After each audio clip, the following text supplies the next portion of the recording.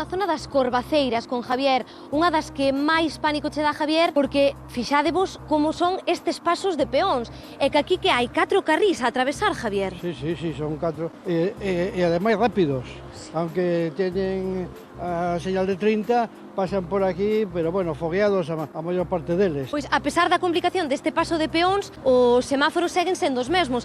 Teñen o botonciño para pulsar, pero non teñen ningún tipo de sistema sonoro e solamente están en ámbar. Exactamente. Xa non me atrevo a vir solo, teño sempre acompañado porque xa veis o tráfico que hai. Imos intentar cruzar, a ver, imos dar ao botonciño e imos ver se alguén nos para, porque aquí os semáforos pois non nos podemos fiar. Imos ver, vale, agora sí, Adri, podes cruzar a carretera. Imos, Javier. Agora sí, xa vedes que ahora estamos cruzando 2 carrís, imos facer unha parada no medio. Si tuveron sonido os semáforos. Sí, fai 5 ou 6 anos tiñan sonido casi todos, pero a partir de eso pois foron morrendo por averías, claro.